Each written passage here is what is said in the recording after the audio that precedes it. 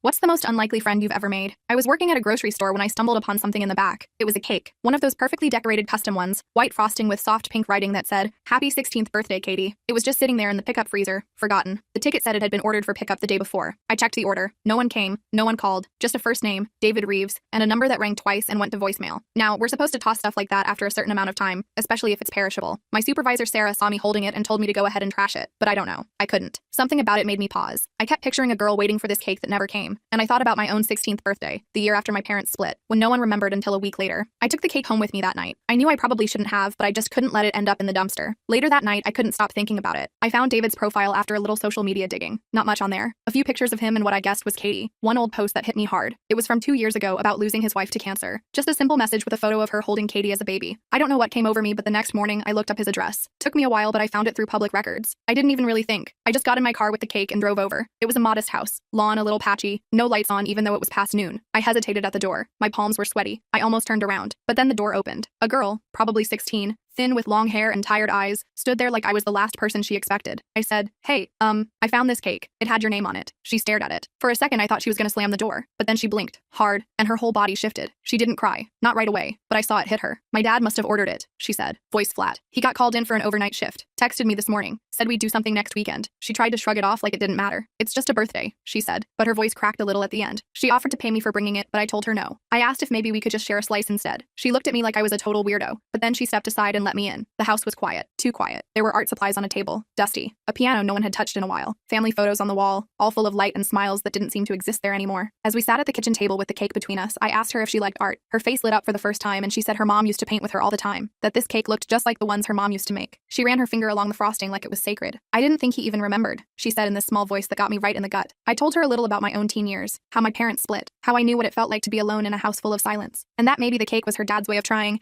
even if it was messy and late and a little broken. She stared at me for a long second, then pulled out her phone and took a picture of the cake. She typed something, hesitated, then sent it. "I told him thanks," she said it was perfect. A few minutes later, her phone rang. She put it on speaker. Her dad's voice was rough and quiet. "I'm sorry, Em. I didn't forget. I didn't want to mess it up." "It's okay," she said, and her voice was soft. "Thanks for the cake." He started crying, just a little. I looked away to give them space. When she hung up, she looked at me and asked if I'd stay a bit. We ended up going through her mom's old recipe book. She hadn't touched it since the funeral. Her fingers traced the handwritten notes in the margins like they were something holy. When David got home, he looked confused at first. But when Katie told him what happened, something broke in his face. He hugged her so tight and mouthed a thank you at me. A week later, I got a watercolor card at work. It was a painting of the cake with tiny stars around it. Katie wrote, "Thank you for delivering more than just a cake." She said they were baking again. The first recipe they were going to try was her mom's birthday cake, this time for her dad. She ended it with, "Join us, if it's not too weird to have cake with strangers who aren't really strangers anymore." I still keep that card in my locker.